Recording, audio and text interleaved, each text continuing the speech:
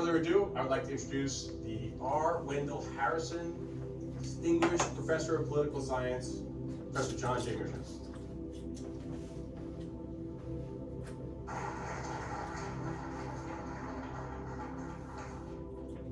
Thank you very much for that kind introduction. Thanks all for coming out to hear me talk. The subject I want to talk about is the causes and consequences of the Ukraine crisis, which of course has been in the news in a really big way since February 2014. And indeed, there was a big story on the civil war in eastern Ukraine in the newspapers this morning. The outline I'd like to follow is I'd just like to make a number of preliminary comments to give you some background on this crisis. Then I'd like to give you my thinking on what caused the crisis.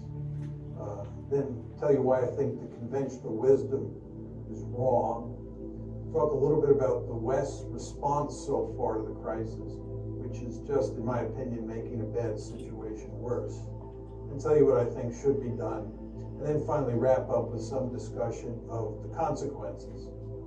So let me start with some preliminary comments. First, with regard to America's core strategic interests. For me, core strategic interests are areas of the world where you're willing to fight and die. And in my opinion, outside of the Western Hemisphere, which is of enormous strategic importance to us, there are only three areas of the world that really matter.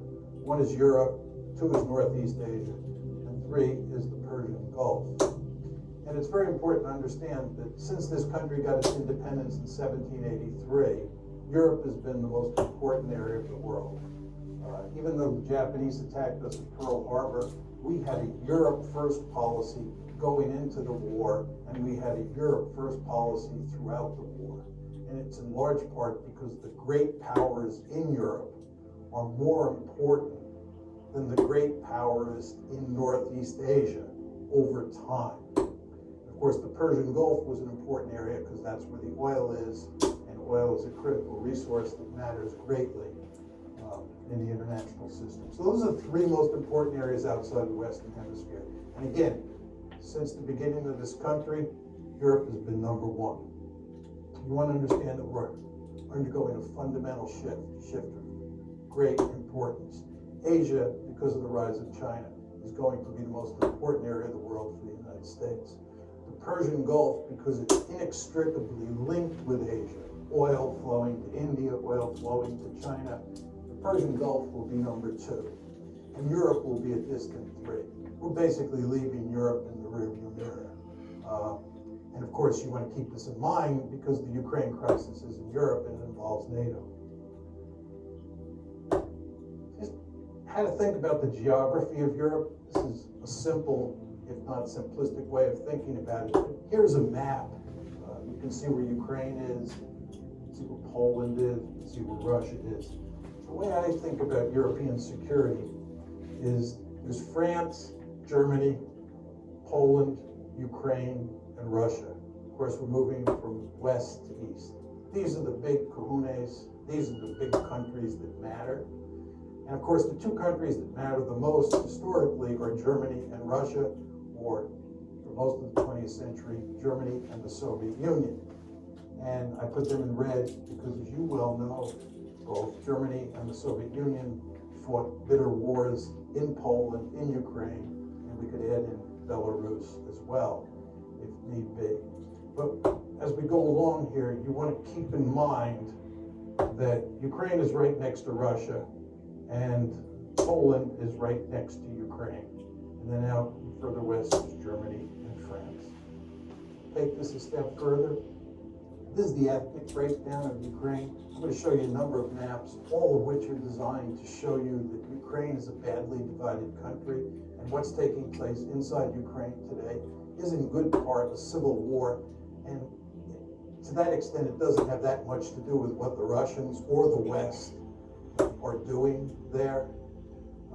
And as you can see in red are mostly Ukrainian-speaking people, and then as you move further east, you're talking about lots of Russians and certainly lots of Russian speakers. This is the Ukraine election of 2004. This is the election in the wake of the famous Orange Revolution, which I'll talk more about. As you can see, the country is badly divided between the East and the West. The Russian speakers in the East and Ukrainian speakers in the West.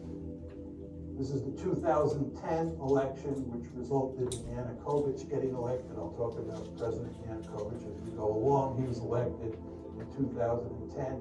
And you can see there the voting patterns in the 2010 election look a lot like the voting patterns in the 2004 election. And then these are two recent surveys that came out from the International Republican Institute, that's here in the United States. This one says, if Ukraine could enter only one international economic union, which of the following should it be? And of course, the blue is the EU, and the light blue is the customs union, or actually the red is the customs union of Russia, Belarus, and Kazakhstan. And the cities up at the top are in Western Ukraine, and the cities down at the bottom are in Eastern Ukraine. So you can see very clearly that people in the West would like to join the EU. People in the East have little interest in joining the EU. Those are the EU numbers, here are the NATO numbers. I mean, these two charts look virtually the same. But all of this tells you you have a badly divided country. And the conflict between the West and Russia over Ukraine played out in the context of this situation. This is a simple little view graph that shows Europe's dependence on Russian gas.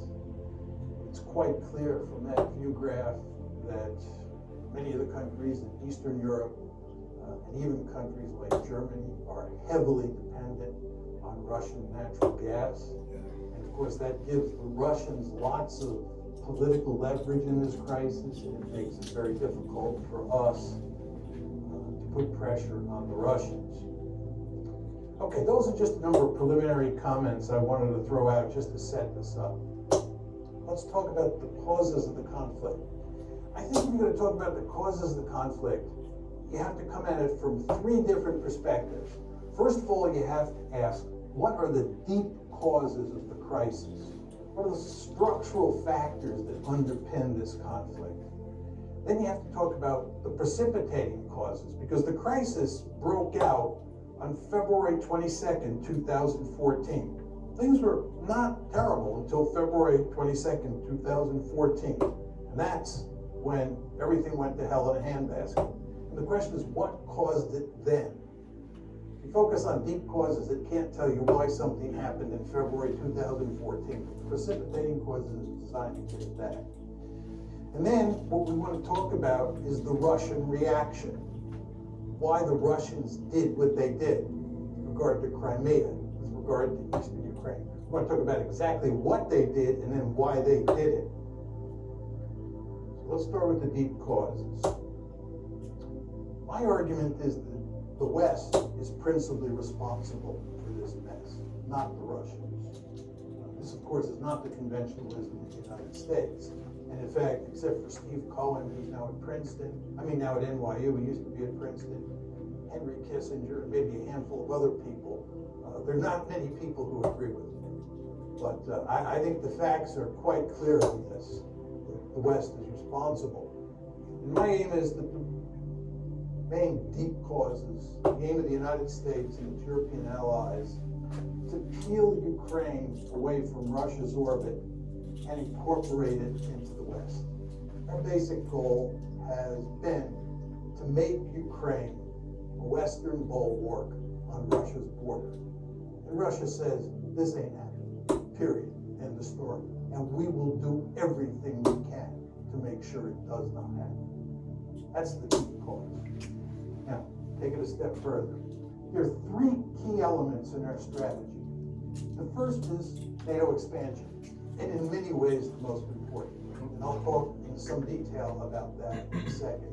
But as you all know, since the Cold War ended, starting with the Clinton administration, we have been moving NATO eastward toward Russia's border.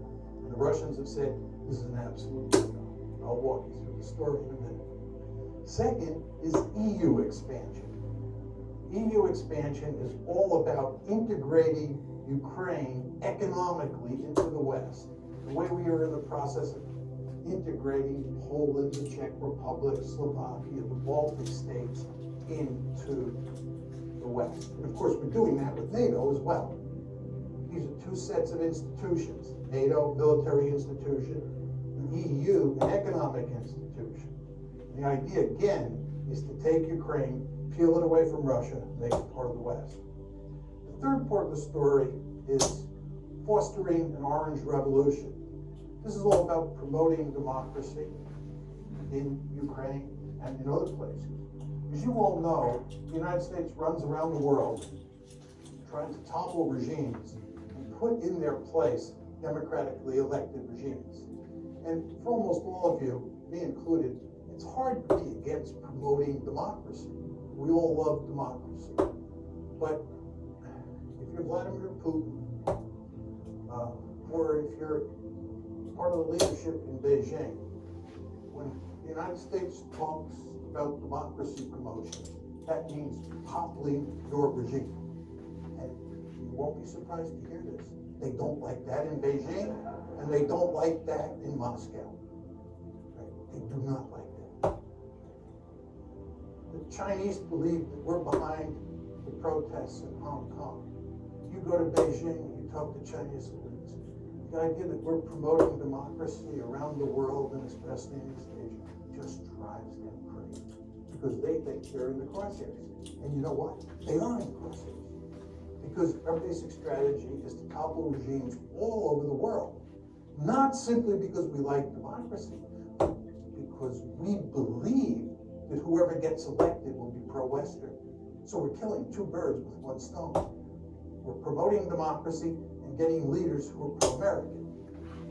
But again, you can see the strategy here. NATO expansion, EU expansion, and promoting democracy. Say a bit more about NATO expansion because it's so important. NATO expansion took place in two tranches. The first one was in 1999. That's when you get Poland, the Czech Republic, and Hungary incorporated into NATO. Okay. The second big tranche was in 2004. That's when the Baltic states, you can see Estonia, Latvia, and Lithuania up top, Romania, Bulgaria, these are the light brown countries. That's the second tranche of NATO expansion. Now, the Soviets made it clear from the mid-1990s they were adamantly opposed to NATO expansion. But number one, they were too weak to do anything about it. And two, it didn't involve the states that were right on their border. I mean, there's no question, as you can see from the map, that Latvia and Estonia are on Russia's border, and Lithuania as well, if you want to include that little enclave between Poland and Lithuania. But the fact is, these were very small states. It was early in the game, and the Russians were willing to live with it. But then the big trouble starts. It comes in the famous Bucharest summit, NATO's Bucharest summit in April 2008, where at the end of the summit, a declaration is issued which says, NATO welcomes Ukraine's and Georgia's Euro-Atlantic aspirations for membership in NATO. We agreed today that these countries will become members of NATO. The Russians made this perfectly clear.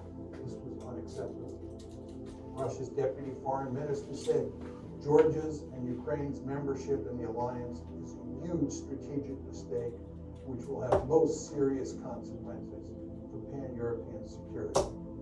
Putin himself said Georgia and Ukraine becoming part of NATO is a direct threat to Russia. You all remember that there was a war between Russia and Georgia in August 2008. That war was a consequence of this, because the Georgians thought we were sending them a signal that they could get uppity with the Russians and we would back them because they were going to become part of NATO. That's not what happened. You know what happened? The Russians clobbered the Georgians. And Georgia is in deep trouble today because it thought it could become part of NATO. You want to remember that April 2008 summit, very important. That declaration, very important. And what happens is you have a war. Those are the deep causes, those three strategies. NATO expansion, EU expansion, and promoting democracy. What about the precipitating cause? Key events leading up to the coup. It's the coup of February 22nd, 2014 that's of enormous importance. That's what really throws the crisis into gear. Just think about that word coup. Orange Revolution, promoting democracy, coup, February 22nd, 2014. So the question is, what causes the coup? It all starts in November of 2013.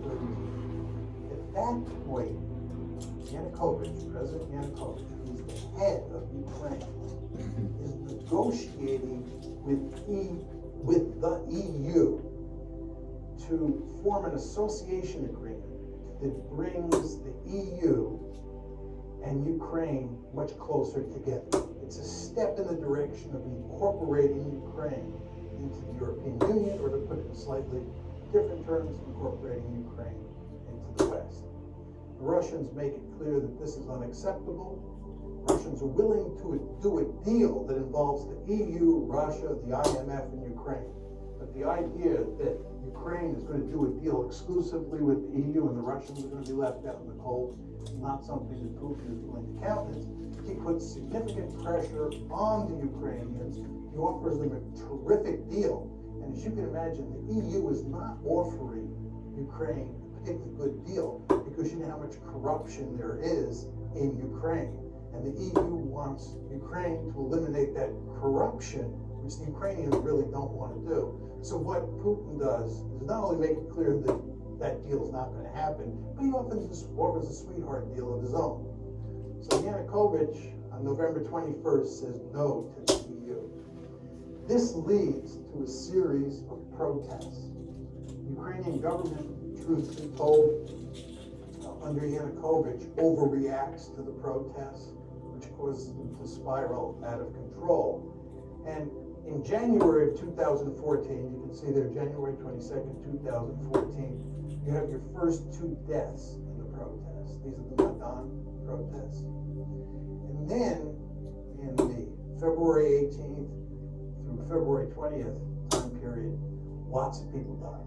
It's really messy. And what happens is that a number of European foreign ministers, the German foreign minister, the French foreign minister, they fly to Kiev, and a deal is worked out to have elections that will, in effect, remove Yanukovych from power. But the protesters refuse to accept the deal. And there are significant fascist elements among the protesters who are armed, right? There's killing on the Maidan. And as a result, Yanukovych flees for his life to Russia. And this all happens on February 22nd. And, oh, did I not have that slide? I'm sorry. One of the problems with this lecture is you can't see. I'm sorry, that's the slide that has all the key events. Oh my gosh, sorry.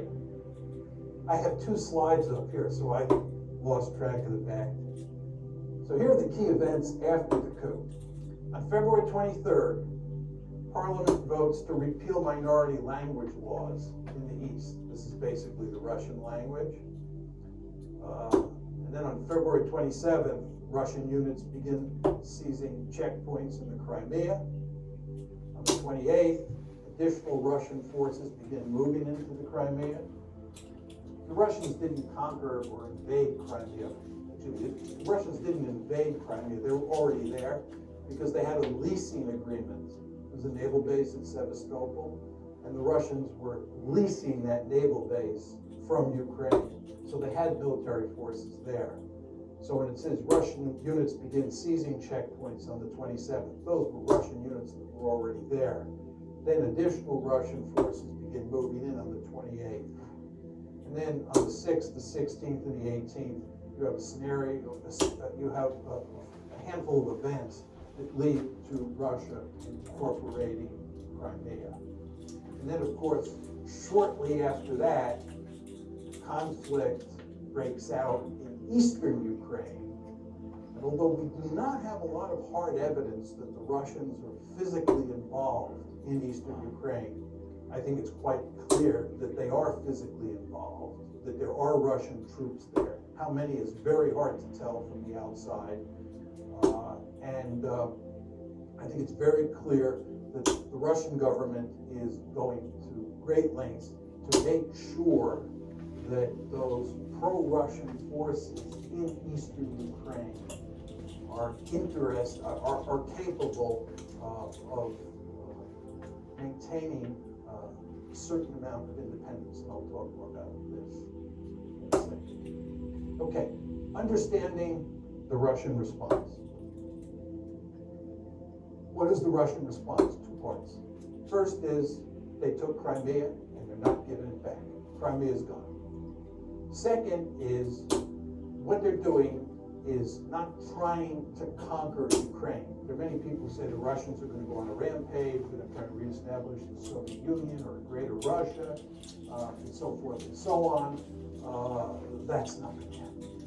Putin is much too smart for that. Remember what happened when the Russians invaded Afghanistan? You remember what happened when we invaded Afghanistan? You remember what happened when we invaded Iraq? You remember what happened when the Israelis invaded southern Lebanon?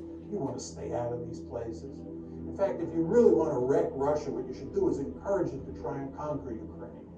Putin, again, is much too smart to do that.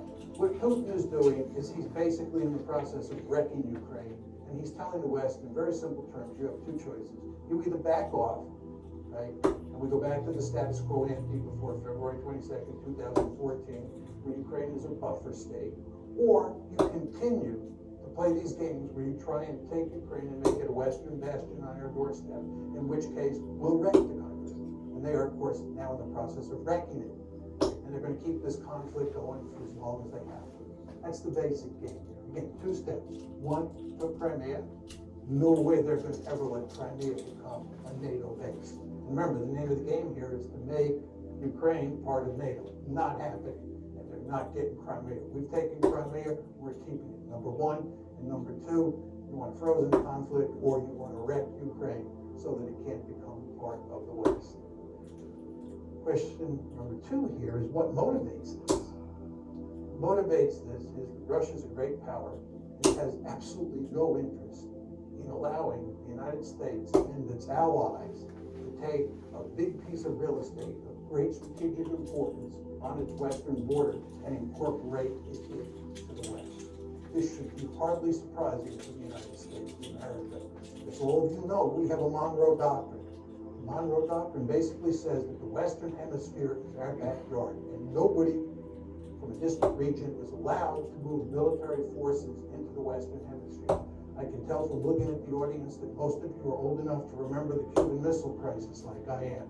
You remember how we went stark raving crazy at the idea of the Soviets putting military forces in Cuba? This is unacceptable. Nobody puts military forces in the Western Hemisphere. That's what the Monroe Doctrine is all about.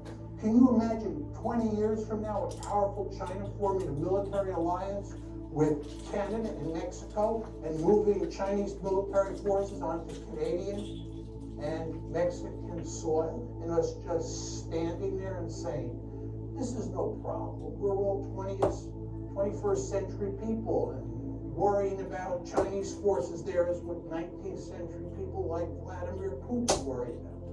Of course that's not going to happen. We're going to maintain the Monroe Doctrine with regard to China just as we did with the Soviet Union during the Cold War. So nobody should be surprised that the Russians were apoplectic about the idea of us putting Ukraine on the western side of the ledger. And by the way, they told us, I gave you the quotes, in the wake of the Bucharest summit.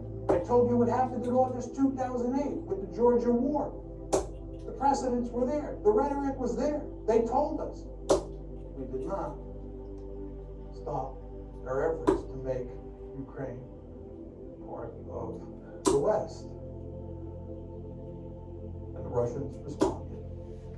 Was it surprising? For some reason, President Obama and virtually all the elites in the West were surprised. I guess this is because they're 21st century people, right? And they think that balance of power politics doesn't matter anymore. If you think these people in Washington and most Americans are having trouble dealing with the Russians, you can't believe how much trouble we're going to have with the Chinese. I'm very popular in China. I go to China quite often. And I usually start my talks by saying it's good to be back among my people. Because when I'm in China, I'm intellectually much more at home there than I am in Washington. Because in Beijing, much like in Moscow, you're dealing with 19th century people like me. Whereas in Washington, you're dealing with 21st century people. I think the Chinese are going to eat our lunch. Right? Talk a bit about the conventional wisdom. Conventional wisdom is that Putin is the main cause of the crisis. Some say he's either crazy or irrational. Angela Merkel was making this argument for a while. He's bent on creating a greater Russia, and he bears marked resemblance to Adolf Hitler. Say a few words about each of these. I know a great deal about Adolf Hitler. I've written and I teach extensively on Nazi Germany's behavior in the 30s and during World War II. The idea that he bears any resemblance to Adolf Hitler is laughable in the extreme. It's hard to believe that serious people make that argument. The idea that he's bent on creating a greater Russia, I think if he could do it, he'd do it. He can't do it. Russia's a declining great power. And as I said to you before, if they were trying to create a greater Russia by invading Ukraine and by invading the Baltic states, they'd be jumping into the briar patch. In fact, again, if you want to wreck Russia, what you should do is tell them to try and create a greater Russia. It will lead to no end of trouble. I think Putin is much too smart for that, and he is in the process of wrecking Ukraine. I will make that clear. And he's wrecking Ukraine because he's basically saying to the West, you can't have it, and I'll wreck it before you take it. Is he crazy or irrational? I don't think so. I think he's very strategic. And I don't think he's the main cause of the crisis, as I said to you. Another set of arguments associated with conventional wisdom. This is that the United States is a benign hegemon seeking to promote European stability, seeking to promote stability in Asia, all over the globe, and so forth and so on. There's some countries like Japan and Germany, for sure, Poland, who view the United States as a benign hegemon. There are many countries out there who do not. Iran is one, China's another, and Russia's a third. They just don't see it that way. And because they don't see it that way, you should understand that when you take measures, you meaning the United States, that you think are going to be interpreted as benign, the other side will not see them that way. They will see them as threats. This gets back to my point about democracy promotion. We believe democracy promotion is an unalloyed good. We can't understand why people like Putin and the leaders in Beijing don't understand this, but they don't understand it. And if you don't recognize what other people think, you're incapable of putting yourself in their shoes, you're going to get yourself into a heck of a lot of trouble. And of course, that's exactly what happened here. And then another argument is that Putin's behavior proves that it was wise to expand NATO eastward to try to include Ukraine and Georgia. What's very interesting is that there is no evidence that we thought Putin was aggressive before the crisis. There's no evidence that we thought that. There's no evidence that we were talking about expanding NATO because we had to contain the Russians. Because again, NATO expansion was driven by 21st century men and women. They believe balance of power politics is dead. That's what happened here. Do you understand? Putin is a 19th century man. Right? He does view the world in balance of power politics, in terms of balance of power politics, as do we when it comes to the Monroe Doctrine and the Western Hemisphere. But in this case, in the case of Europe, we were thinking like 21st century men and women. And we thought that we could just drive right up to his doorstep, it wouldn't matter. Right? We did not think that Russia was aggressive. What happened here is that after the crisis broke out on February 22nd, we then decided that Russia was aggressive. We then decided that Russia was bent on creating a greater Russia. It was after the fact. By the way, this is why President Obama and virtually all of Washington was caught with their pants down when this crisis broke out after February 22nd, because they did not see it coming. Talk a little bit about our response. We're basically doubling down. We're getting tougher and tougher with the Russians. That's our strategy. And that's exactly what you'd expect if you're going to blame them, given that we're incapable of blaming ourselves because we never do anything wrong. You all know that. All the problems in the world are caused by everybody else, never by the United States, because we're a benign hegemon. Well, if we're the good guys and they're the bad guys, and they're misbehaving, they're bent on creating a greater Russia, oh my God, this is the 1930s all over again. Any sort of concession to Putin, this Munich, October 1938, can't do that. So what you do is you double down. You get tougher and tougher. Then this brings us to the question of whether we can succeed or not. My argument is you're playing a losing hand. And the reason you're playing a losing hand is because this is competition between economic considerations and security considerations. The basic mindset of people in the West is that you can punish the Russians economically and they'll throw their hands up. My argument is when security considerations are at stake, when core strategic interests are at stake, there's no question, ladies and gentlemen, in Russia's case, this is a core strategic interest. Countries will suffer enormously before they throw their hands up. So you can inflict a lot of pain on the Russians, and they're not going to quit. And they're not going to quit because Ukraine matters to them. And by the way, Ukraine doesn't matter to us. You understand there's nobody calling for us to fight in Ukraine. Even John McCain, who up until recently has never seen a war he didn't want to fight, right, is not calling for using military force in Ukraine. What John McCain is saying is that Ukraine is not a vital strategic interest for the West. That's what he's saying. It is a vital strategic interest for the Russians. They've made that perfectly clear, and not just Putin. Right? So in terms of the balance of resolve, it's all on their side. And I showed you that slide up there depicting how much economic leverage the Russians have because of all that natural gas going westward. We're playing a losing hand here. But let's assume that I'm wrong. Let's assume that we're playing a winning hand.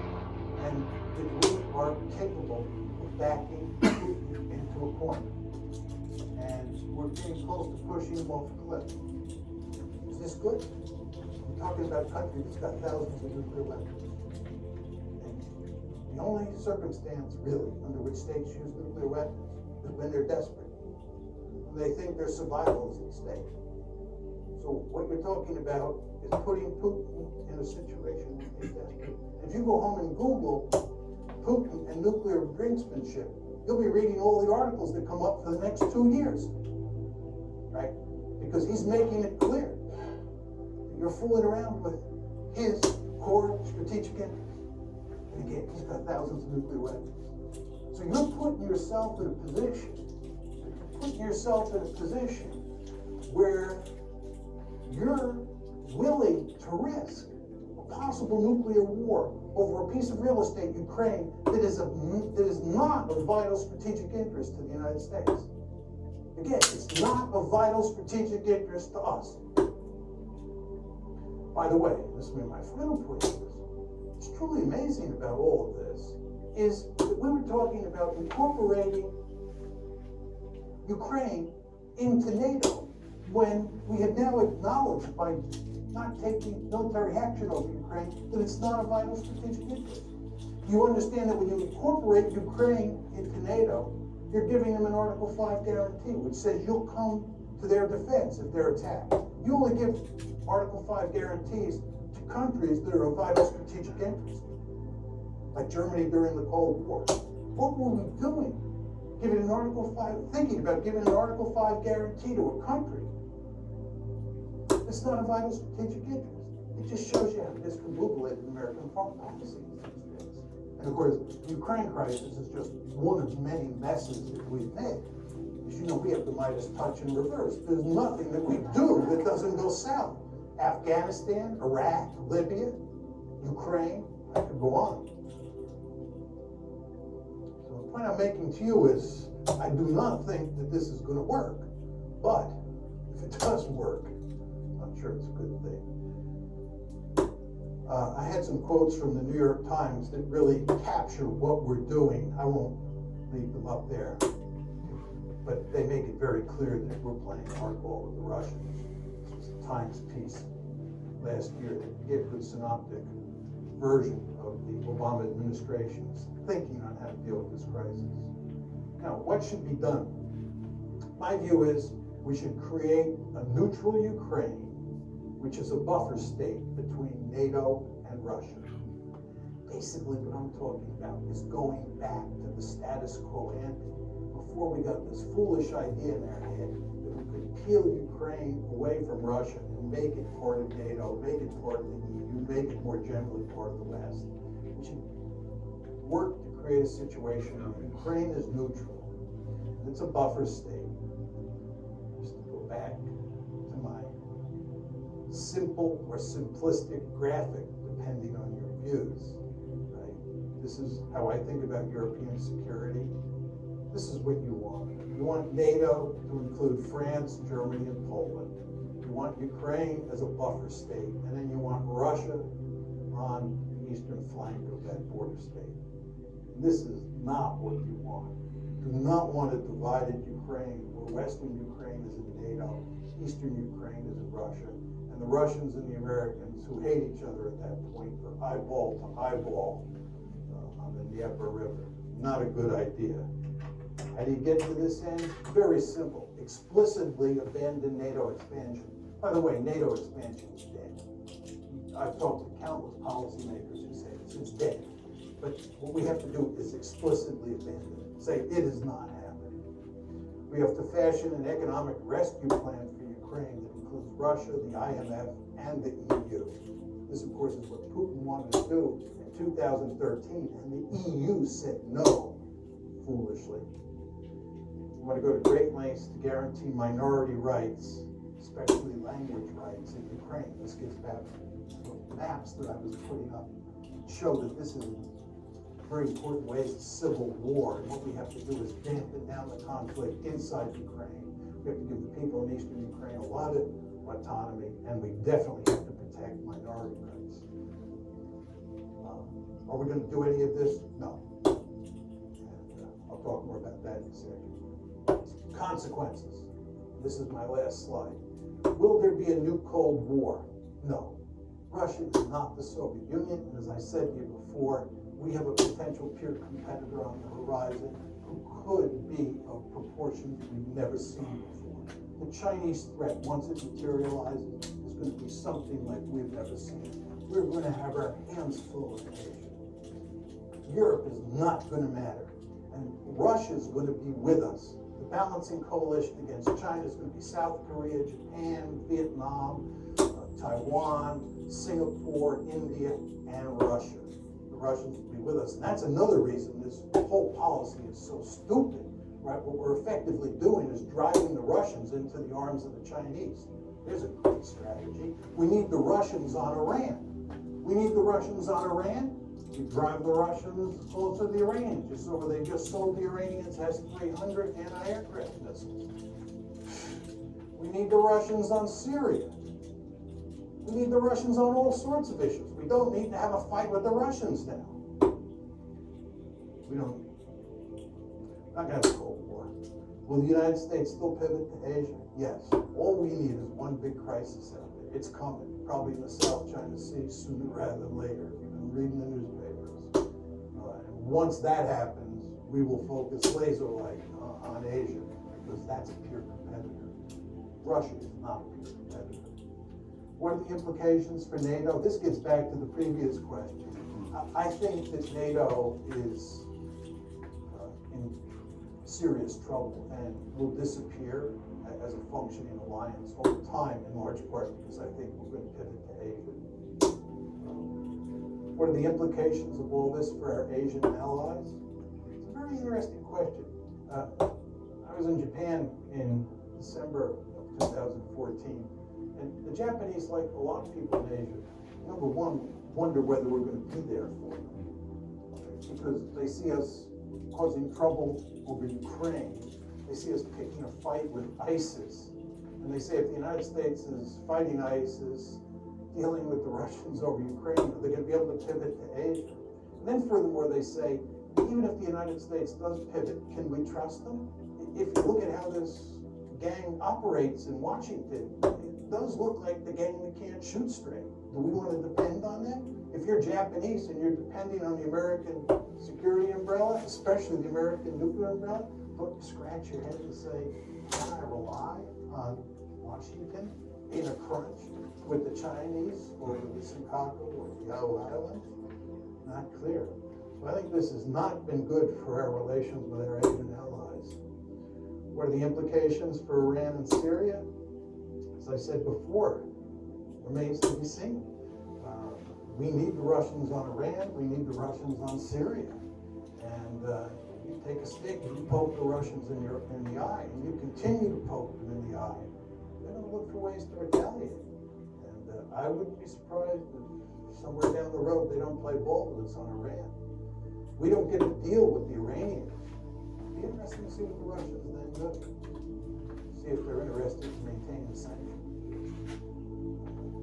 Syria is a total mess, as you know. If there's any hope of resolving that, the Russians are going to have to be involved. And again, it's going to be hard to get a lot of cooperation given what's going on over Ukraine. Is Crimea lost to Russia for good? Yep, got it. What are the implications for Ukraine? This is in many ways the most important part of my talk. I'll just take 2 or 3 minutes, then we go to Q&A. When I give this talk, many people in the West think that there's sort of a deep-seated immoral dimension to my position because I'm blaming the West and not Putin, who certainly has authoritarian or thuggish tendencies. There's no question about that. But I actually think that what's going on here is that the West is leading Ukraine down the primrose path. And the end result is that Ukraine is going to get wrecked.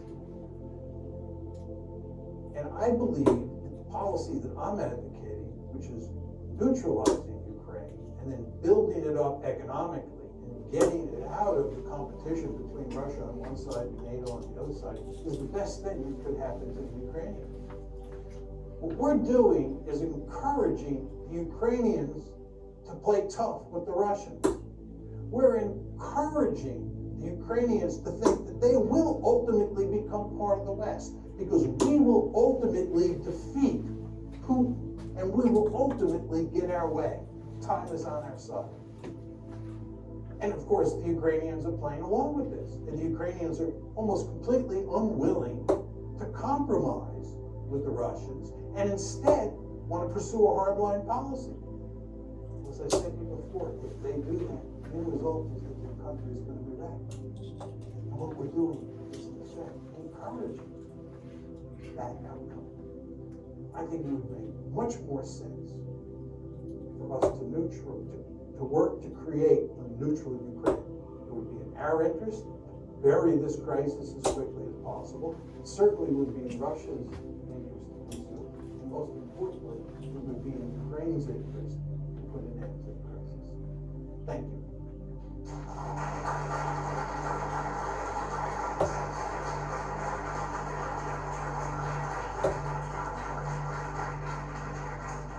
I'll be happy to take questions. I would just ask people if you would stand up and just identify yourself quickly. Ma'am? Oh, you have it. Why don't we get this woman right here with the peach-colored coat on?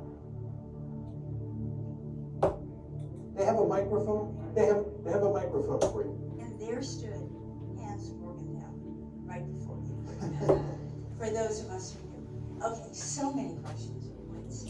First, point of information. When you talk about the game in Washington, you need to make it clear, hopefully, that you don't mean only the present game. You mean from at least 2008 forward, right? Yeah, I mean the whole Washington foreign Before this policy regime, establishment. right. Republicans, Democrats. As far as I'm concerned, the Republicans and the Democrats on foreign policy are like Tweedledee and Tweedledum. I mean, for anybody who thinks it matters whether you get Hillary Clinton or some Republican, you're living in a dream world. There's just no meaningful difference between them. They both have the Midas touch in reverse. So that leads to my second question.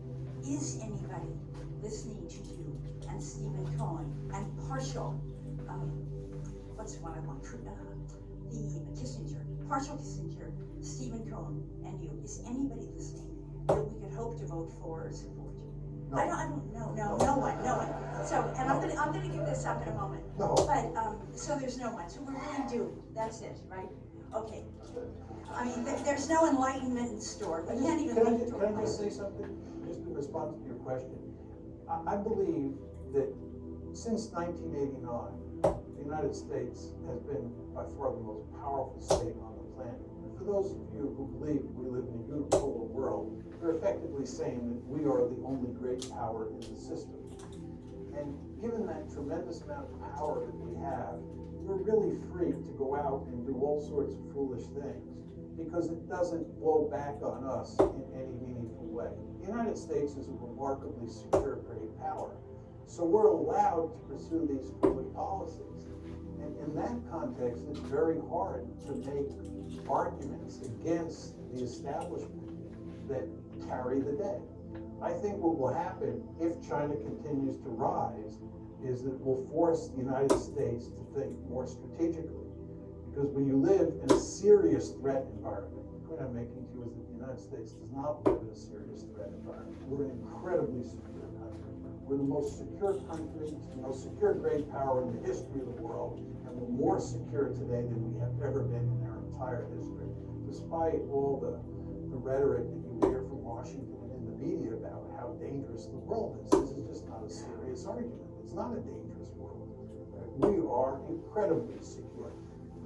We have a peer competitor that'll force us to focus the mind, much the way happened when the Soviet Union was there, Nazi Germany was there, Imperial Japan, Imperial Germany. Really enjoyed your lecture. I have two questions briefly.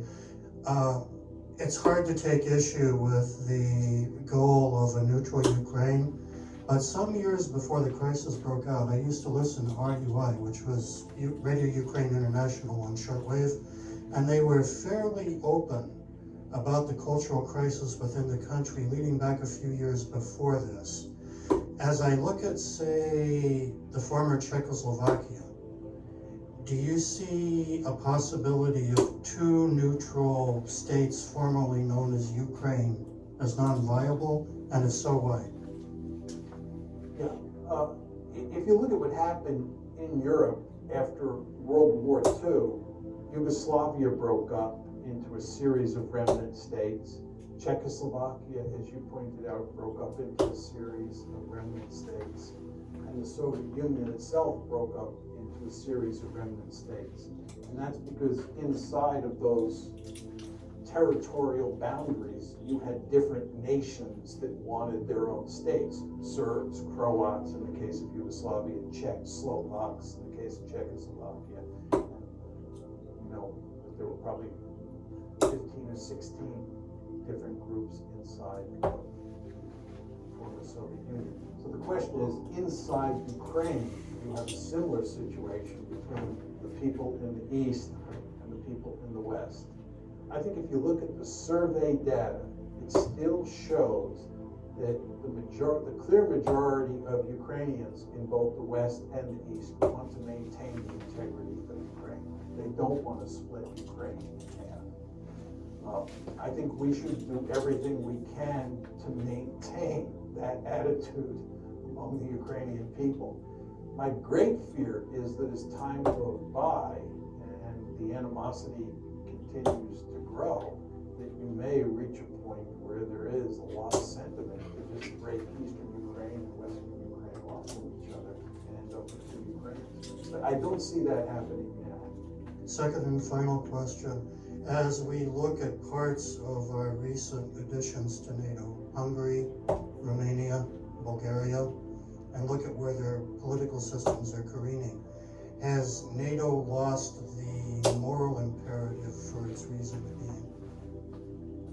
Well, I mean, what we tried to do with NATO expansion and with EU expansion and with democracy promotion was to turn all of Europe into one giant security community in which all of the member states were liberal democracies that were hooked on capitalism and deeply embedded in these institutions and would therefore obey the rules that define the institution, and we would all live happily ever after. That was the goal. And I think everybody understood that Western Europe looked terrific on all of those dimensions. And what we're going to try and do is extend these institutions eastward and consolidate democracy in countries like Hungary and Poland, and we were going to make them look more like Western Europe over time. We had some success, and there's some failures. And if you talk to most people who study Europe today and spend lots of time over there, they're quite pessimistic about where Europe is headed, not only regarding Eastern Europe, but also with regard to Western Europe. And I'm not sure in 25 years what it will all look like. I mean, in my opinion, the biggest issue is demographic. And that is that Europeans have not been making lots of babies for a long time. And as a result, they're going to have to import lots of people. And these are countries that do not have a rich history of integrating people in a smooth way, much the way the United States does. And it's no accident, I think, that you're now beginning to see the rise of far-right parties all across Europe because of all of the immigration. So one could paint a pretty bleak picture about Europe's future. But the counter to that would be, we've now got all those countries, like Romania, right, like the Czech Republic, like Slovakia, embedded in these institutions. And these institutions will go to great lengths to combat those tendencies and in maybe a more incremental way facilitate the spread of liberal democracy and capitalism. We'll see whether that happens or not. But people today are nowhere near as optimistic as they were in the early 1990s, when it looked like we had the wind at our back and everything was going to play out over time in favor of the West, and especially in favor of the United States. You all remember Frank Fukuyama's very famous piece, The End of History, right, which I think reflected that optimism when the Soviet Union was losing the Cold War and about to collapse. But times have changed.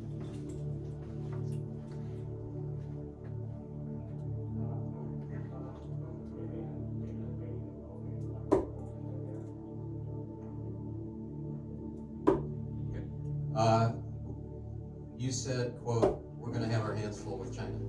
And so just two questions. What kind of a time frame are you thinking things might start to really happen in that direction? And can you just paint a few scenarios of the sort of things that you think might happen when we have our hands full with China, so we know what we can look forward to? Yeah. I think when you think about China at this point in time, there are three situations that stand out. One is Taiwan. Two is the South China Sea, which has been in the newspaper a great deal over the past few months. Chinese basically claim that they control all the South China Sea, and as you know, they're building airfields on reefs in the Spratly Islands, and we've told them that's unacceptable, and their neighbors, the Vietnamese and the Philippines, think that's unacceptable. So the South China Sea is a potential flashpoint. Taiwan is a second flashpoint. And the third flashpoint, which was in the news earlier this year and for much of 2013 and 2014, are those rocks in the East China Sea. The Japanese call them the Senkaku Islands, the Chinese call them the Diao Islands. As I was saying to you folks before, I was in Japan in December of last year, December 2014, and it's really quite amazing how worried the Japanese are about China.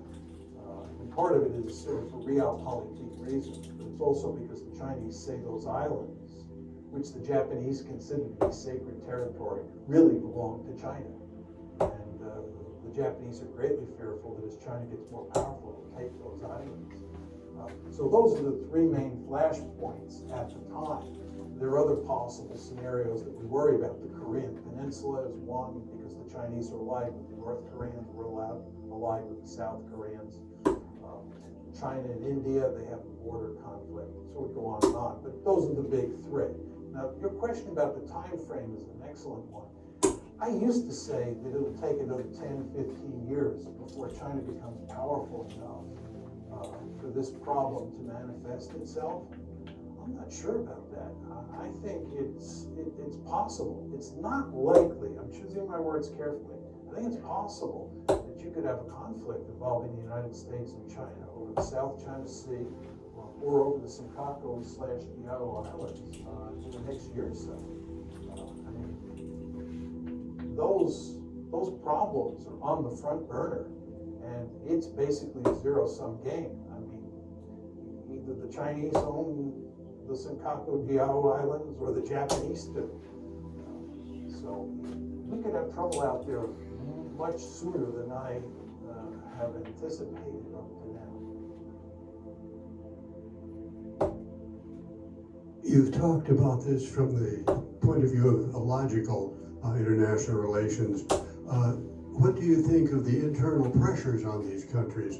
Putin has a historically restive population, highly nationalistic, and in major economic troubles now, he may be responding to pressure from his own population to deal with this. On a smaller scale, we see Netanyahu responding to his population, settlers and so on, and disrupting part of the Middle East. Do you see that happening here with the radical right, say, and the neocons influencing Washington policy? I think just with regard to the United States and the neoconservatives, I think the neoconservatives have been one of the principal driving forces behind America's foolish foreign policy since 2001. But as I said before when I was talking about the Republican Party looking like the Democratic Party, there's not a lot of difference between the neoconservatives and the liberal imperialists. The liberal imperialists are the aggressively oriented Democrats, and neoconservatives are the aggressively oriented Republicans. But they look a lot like Tweedledee and Tweedledum. So the neoconservatives matter for sure, and they mattered during the George W. Bush administration because he was a Republican president. But it's not just the neoconservatives, right? And the fact is that you have a foreign policy establishment here that is interested in intervening all over the world. You have a foreign policy establishment that's filled with people who believe we have a right and a responsibility to intervene all over the planet. And that leads to unending trouble when you don't have the magic formula for winning the wars that you get into. See, the problem that we have is we have this interventionist foreign policy that leads to us losing all the time. It's really quite remarkable. But just with regard to your point about ideology, I think you do not want to underestimate how important nationalism is, both in the Chinese context and in the Russian context. You were alluding to the Russian case, but let me just say a few words about the Chinese case. This is why, getting back to this gentleman's previous question, I worry so much now about Japan and China getting into a shooting war over the rocks in the East China Sea. The problem that the Chinese face is that communism, which is the governing ideology, no longer has much legitimacy. And they've had to find a substitute ideology. And by almost all accounts, the substitute ideology is nationalism. And at the core of Chinese nationalism is what's known as the century of national humiliation. Chinese nationalism emphasizes that between roughly 1850 and 1950, that 100-year period, China was humiliated in It was humiliated by the European great powers, the United States with the open door policy, and especially by Japan. And the Chinese are really just angry about this. And because nationalism is so important to legitimizing the rulers in Beijing, right? This whole theme of national humiliation is front and center. Well, if you have a crisis over some islands in the East China Sea, and that crisis involves Japan mainly, but also the United States, and you're talking about the two countries that have humiliated China during that 100-year period, the potential for trouble is great. And I know a number of scholars in China who are quite dovish, who really worry about a crisis in the East China Sea spinning out of control because of the confluence of Chinese nationalism and Japanese nationalism, which I've not talked about. So nationalism is a very powerful force, not just in the Russian case, but in the Chinese/Japanese case as well.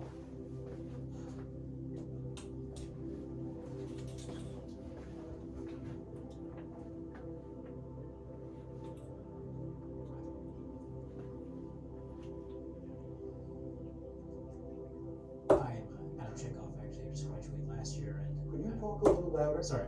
Hi, I'm Adam Chekhov. I graduated last year also. Thank you for signing the piece of paper that allowed for a Bollywood to exist as someone who participated in MUN for all 4 years. But two questions. One, just pretty quick. You talked about like Russia offered Ukraine a deal involving Russia, the EU, the IMF, Ukraine. Can you like lay out the specific terms of that deal and In 2013. yeah, 2013 when they offered the deal. And two, this is a little more in depth. What's the first question?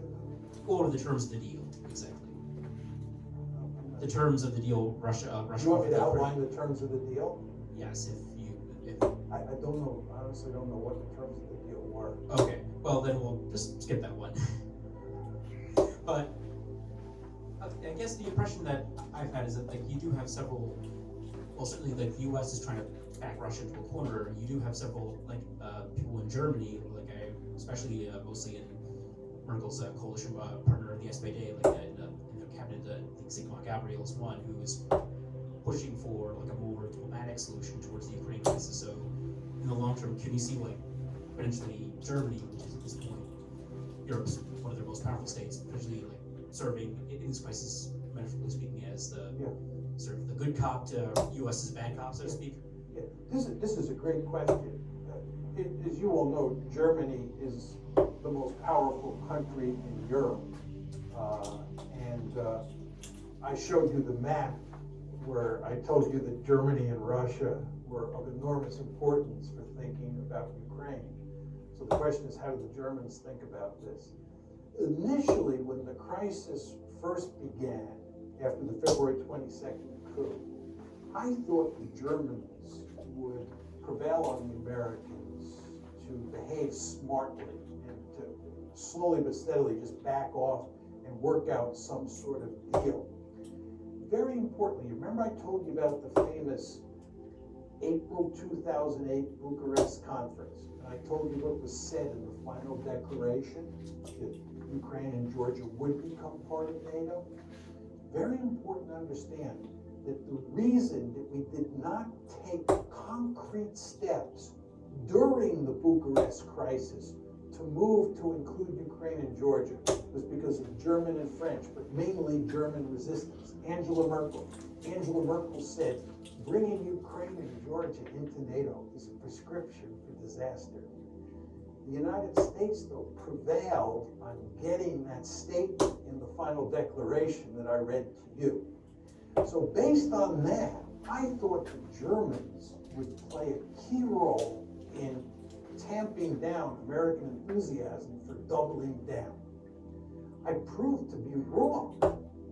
And if anything, Angela Merkel has been a bit more aggressive towards the Russians than President Obama has. It's really quite striking. And therefore, I don't hold out much hope for the Germans. One final point I would make about this, I've actually spoken on this subject in Germany in early March. I was in Germany, I was in Frankfurt, and then I was in Berlin, talking to different groups. And my view of the Germans is that as a consequence of World War II, the Germans don't want to be out front on any issue.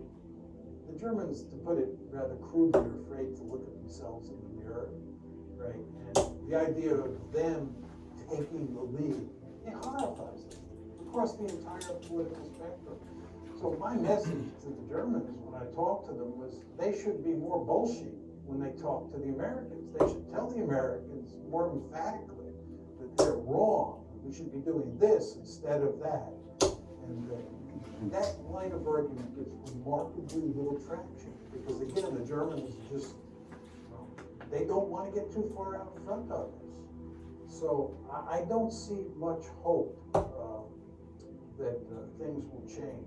The final point I'd make on this, what I find very striking about this whole situation, as I was saying before, I think, Steve Cohen, Henry Kissinger, me, and there are a handful of other people, my friend Steve Walt, who've kind of been arguing the position that I laid out for you here today, but we're definitely in the minority, a tiny minority.